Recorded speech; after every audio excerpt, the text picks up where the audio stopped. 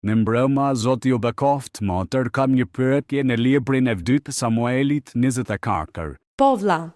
Vargu numër 1, thot, zemërimi I Zotit u ndes përsëri dhe ai nxik Davidin kundër popullit, duke I thënë, shko të bësh regjistrimin e Izraelit dhe të Judës. Dhe shohim se Davidi e bëri regjistrimin dhe më pas Perëndia e ndëshkoi popullin, sepse ishte I zemëruar me ta, dhe kështu që vazhdova të lexoja dhe shoh te Mbretërit 3, kur Zoti më pas vendosi si mbret Salomonin, në librin e parë të Mbretërve 3, vargu I parë thot, pastaj Salomoni bëri krushqi me faraonin, mbretin e Egjiptit, u martua me të bijën e faraonit dhe e çoi në qytetin e Davidit, derisa të mbaronte së ndërtuari shtëpinë e tij, shtëpinë e Zotit dhe muret.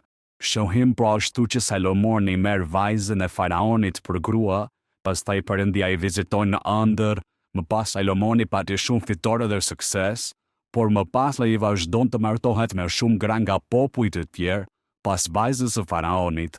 Kjo më bëri të mendoj, a erdhi ndëshkimi pas Salomonit mbi Izraelin për shkak të kësaj? U kam reflektuar duke analizuar vargjet e Davidit kur ai regjistroi popullsinë, kjo sepse Perëndia ishte I zemëruar me popullin, dhe Davidi më pas e kuptoi dhe tha, më gatova kundër Perëndisë, dhe duket sikur ishte I verbuar. Dhe nuk e dinë se edhe Salomoni këtu po ashtu që edhe ai u verbua dhe Perëndia do t'i ndëshkonte më vonë. Po, nuk ju bind Perëndis. Ne shohim se si mbreti David, edhe pse thuhet se Davidi bëri atë që është e drejtë në sy të Perëndisë sepse ai nuk adhuroi idhuj, nuk shkoi pas idhujve, por ai bëri gjëra të tjera apo jo. Nuk u bind në gjëra të tjera, për shembull bëri regjistrimin e popullsisë që Perëndia nuk e kishte urdhëruar ta bënte, kështu që ai bëri vullnetin e tij. Davidi, Perëndis nuk I pëlqeu kjo, pse Davidi bën regjistrimin kur unë nuk I kam dhënë atë urdhër. Davidit I kam thënë që fitoria nuk vjen nga ushtria, por nga fryma ime. Unë jap fitoren. Ai pse fillon të bëjë regjistrimin për të parë sa ushtar mund të ketë për në luftë, për të luftuar me kombet e tjera.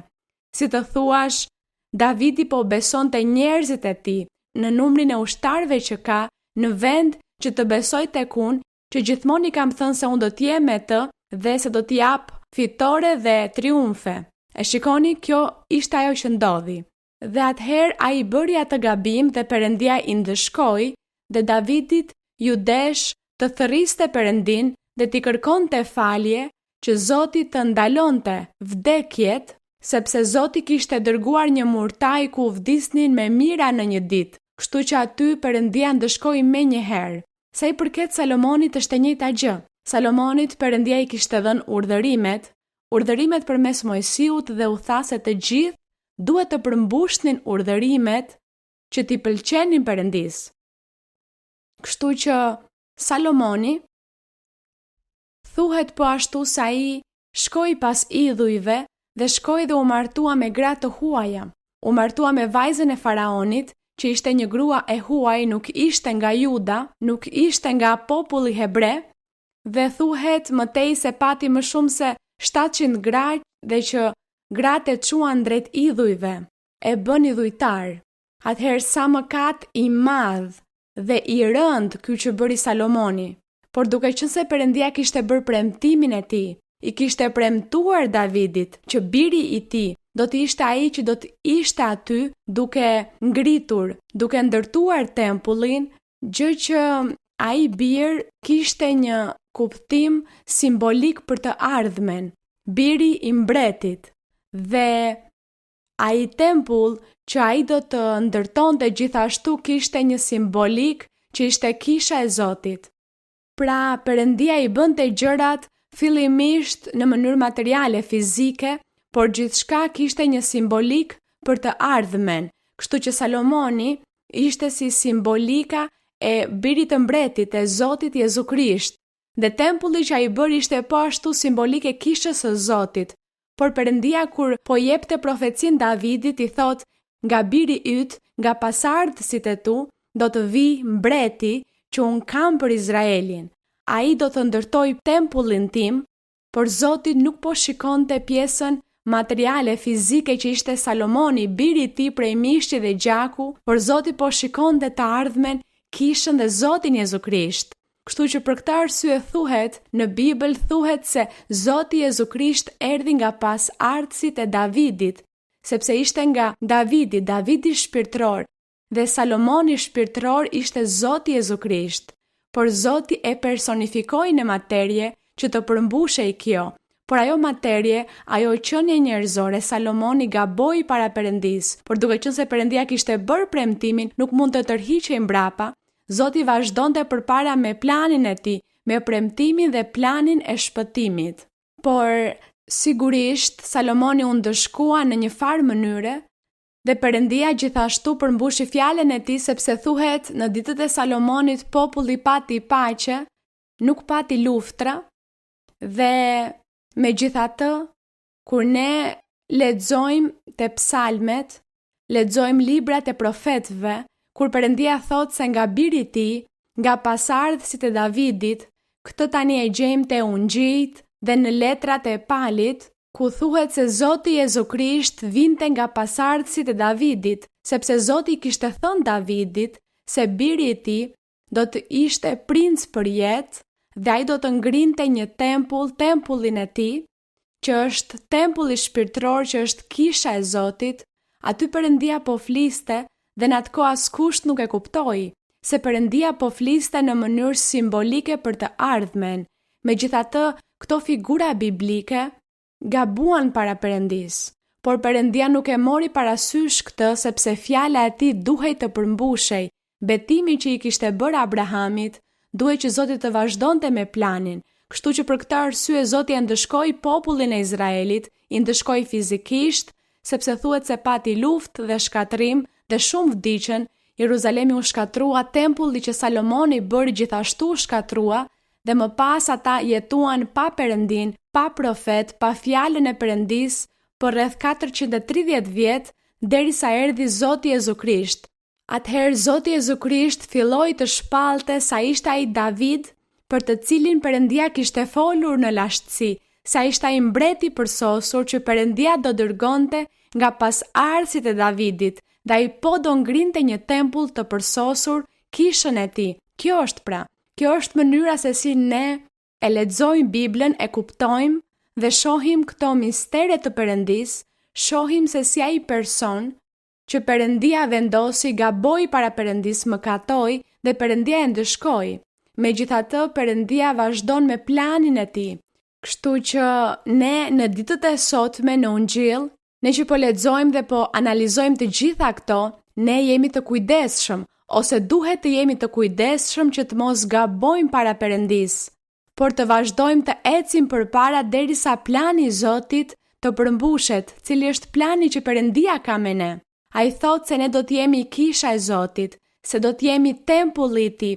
Thuhet se kisha është tempulli i Zotit, se zemra jonë është tempulli i Zotit, dhe se ne duhet të arrijmë te qëllimi, të ngulmojmë deri në fund, që në fund të përmbushet premtimi ku thuhet ai që do të ngulmojë deri në fund do të shpëtohet dhe arrin në përjetësi dhe bëhet pjesë e kishës, e atij tempulli që Zoti ka.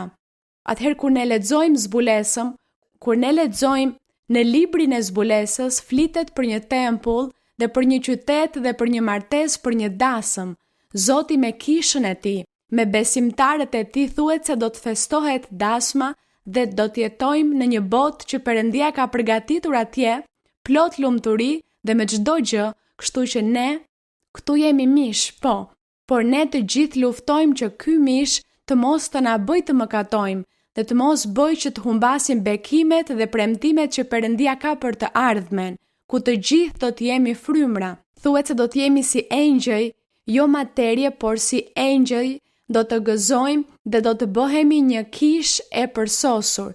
Një kishë e përsosur pa njoll dhe pa rrudh, nusja e qengjit. Dhe aty përmbushet ajo që Perëndia kaq shumë i premtoi Abrahamit dhe Davidit. Ai tempull është e gjithë kjo, por Perëndia e bëri fizikisht që njerëzit të kuptonin se si ishte një tempull fizik madhështor si ai që bëri Salomoni, dhe që kështu do të ishte tempulli shpirtëror, madhështor, jeta jonë shpirtërore si duhet të jetë, e mbushur me madhështi, që veshja jonë e padukshme, të jetë me gur të çmuar, të jenë rroba të bardha si bora dhe me gur të çmuar që Perëndia të na zbukuroj por shpirtërisht. Kështu që lidhur me të gjitha këto, ndonjëherë Perëndia u jep këto përjetime shumë njerëzve dhe njerëzit kanë vegime ose shohin ëndra ku Perëndia u tregon që një person është i veshur me veshje prej gurësh të çmuar, që ai person, ajo grua është si një mbretëresh ose ai burr si një mbret të veshur me gjërat më të mira. Perëndia u tregon këtë njerëzve sepse ky është premtimi. Ajo që është këtu në Bibël, ajo që është në librin e zbulesës, ku Perëndia thotë se ndjekësit e tij, bijtë e tij që kthehen në kish, thotë se do t'i vesh me veshje prej gurësh të çmuar. Kështu që ne lexojmë në librin e zbulesës sa i përsosur është ai qytet, sa i përsosur është ajo kish, ato veshje, që kurrë në këtë botë askush nuk ka pasur një pasuri apo nuk ka përdorur gurët dhe metalet më të çmuara. Në Bibël thuhet se këto do t'i përdorim atje në përjetësi, ato që këtu njerëzit ne shohim shumë pak gjëra dhe njohim shumë pak gjëra, por ne nuk i shijojmë. Dhe janë shumë pak ata që i shijojnë këto, por thuhet se atje në përjetësi ne po do t'i shijojmë të gjitha këto, nëse nuk do të ekzistonin këtu në tokë gurët e çmuar, metalet e çmuara, ne nuk do ta kuptonim Biblën, kur Perëndia thotë të gjithë do të jenë të veshur me veshje të qëndisura me ar, veshje me gur të çmuar, siç thon psalmet, Zoti i vesh besimtarët e tij. Dhe nëse nuk do të ekzistonin gurët, ne nuk do ta kuptonim, do të thoshim kush e di çfarë do të thotë kjo pjesa e gurëve të çmuar. Perëndia i bëri në këtë botë që ne t'i njohim dhe të kuptojmë atë që ai ka përgatitur për ne në jetën tjetër. Kjo është pra. Perëndia i bëri të gjitha gjërat materiale. Një tempull madhështor si ai që bëri Salomoni nuk ka ekzistuar. E bëri këtë që ne të kuptojmë se si do të jetë tempulli i Zotit, që është zemra jon dhe jeta jon shpirtërore. Ai tempull i Zotit, dhe thotë se ai do të banojë aty, atëherë sa e bukur është kjo. Sidoqoftë, vëllezër dhe motra, duhet të lexoni Biblën. Vazhdoni të lexoni Biblën një dhe shumë herë dhe ju, vazhdoni të lexoni Biblën vëlla, vazhdoni sepse ndërkohë që jeni duke lexuar Biblën, do t'ju qartësohen shumë pikpyetje, do t'ju qartësohen shumë koncepte që tani për tani nuk i kuptoni, por Perëndia do t'ju bëjë t'i kuptoni mirë. Vazhdoni të lexoni një dhe shumë herë Biblën dhe Perëndia do t'ju mësoj shumë gjëra. Dhe përveç kësaj ju do t'jetoni shumë përvoja me Zotin, sepse ju vëlla jeni shumë kureshtar dhe ju pëlqen të kërkoni, të hulumtoni, ju pëlqen të hetoni, të vëzhgoni dhe gjithashtu ju pëlqen të krahasoni. Kështu që vazhdoni bëjeni këtë, vazhdoni të punoni sepse Perëndia do t'ju mësoj shumë gjëra dhe do t'ju jap shumë zbulesa të bukura.